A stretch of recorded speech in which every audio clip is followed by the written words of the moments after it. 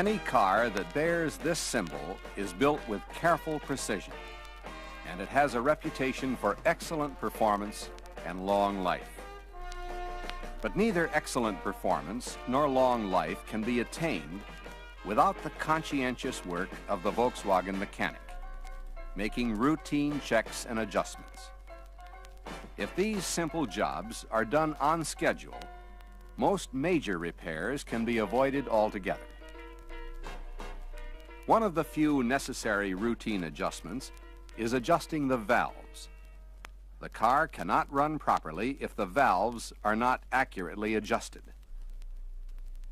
A review of the principles of the four-stroke cycle engine will show why this is so. The four-stroke cycle engine is so called because it takes 4 up or down movements of a piston to complete one cycle. These strokes are the power stroke, the exhaust stroke, the intake stroke, and the compression stroke. This simple one-cylinder engine can help illustrate the system. The piston, inside an enclosed cylinder, is driven down by the expanding gases of a burning mixture of gasoline and air. This reciprocating, or up and down action, is transmitted to the crankshaft by a connecting rod, where it is changed to the rotary motion necessary to drive the car. So, at the end of the power stroke, the piston is at bottom dead center, and the crankshaft has rotated 180 degrees, or 1/2 circle. Momentum carries the crankshaft around another 180 degrees, which drives the piston back to top dead center. During this return stroke, the exhaust stroke, the byproducts of combustion, water vapor, carbon dioxide, oxides of nitrogen, and any unburned fuel are pushed from the cylinder through an opened exhaust valve.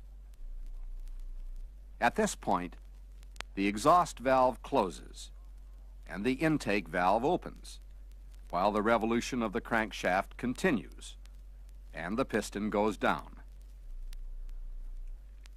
During the 180 degrees of the intake stroke, a low pressure is created in the cylinder, drawing fuel and air from the carburetor in through the open intake valve. At bottom dead center, the intake valve closes. Now we have a cylinder charged with fuel and air, both valves closed and ready for the compression stroke. During the compression stroke, the fuel-air mixture, having no place to go, will be compressed or squeezed so that at top dead center it is 1/7 of its original volume. At this point, we ignite the compressed fuel-air mixture and begin the power stroke of the next cycle. The highly compressed fuel-air mixture starts to expand and pushes down forcefully on the piston. It's this compression and expansion which gives us our power. So far, we've been talking about a one-cylinder engine, which for many reasons would not be satisfactory in a modern automobile. The 4 cylinders of a Volkswagen are timed 180 degrees apart. In other words, the crankshaft is so arranged that when 2 cylinders are at bottom dead center, the other 2 have to be at top dead center.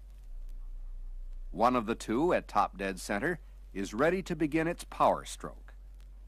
Therefore, a power stroke occurs every half revolution of the crankshaft, making for smooth, steady rotation of the crankshaft. The cylinders fire in this order: 1, 4, 3, 2. At one end of the crankshaft is a gear, which drives the camshaft.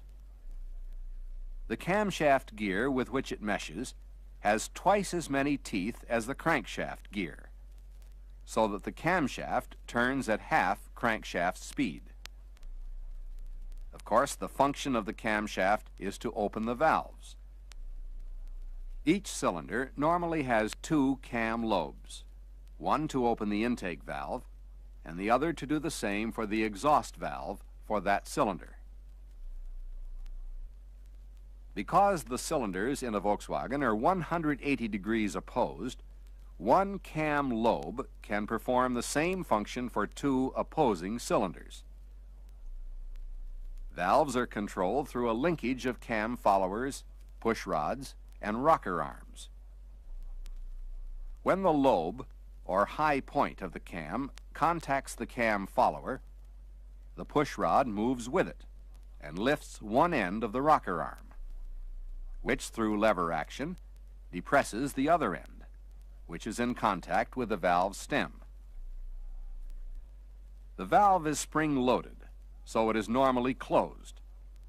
But when the rocker arm pushes down on the stem, it overcomes the spring tension and opens the valve. As soon as the cam rotates off its high point, the spring tension is strong enough to close the valve. Therefore, by the position of the cam lobes, or high points, on the camshaft, each valve is made to open and close at precisely the most desirable point in the four-stroke sequence. This could be called mechanical programming. Because of the mechanical linkage, the valve must open when the cam tells it to. Up to now, we have assumed that the intake and exhaust valves open at top dead center and bottom dead center, but this is not the case. These two circles represent two complete revolutions of the crankshaft, or one four-stroke cycle. When the piston is 3/4 of the way down on the power stroke, combustion pressures have dropped to the point where there is little power left. It is more advantageous to give the exhaust gases as much time to leave the cylinder as possible. So the exhaust valve opens at 45 degrees before bottom dead center on the power stroke, remains open throughout the exhaust stroke, and doesn't close until 5 degrees after top dead center on the intake stroke. However, the intake valve opens slightly ahead of top dead center, so there is a very brief time when both intake and exhaust valves are open, at the end of the exhaust and beginning of the intake. Likewise, the intake valve is left open until the compression stroke is well underway, to give as much time as possible for the fuel-air mixture to flow into the cylinder. The compression stroke and power stroke are completed with both valves closed until it is time to open the exhaust valve again.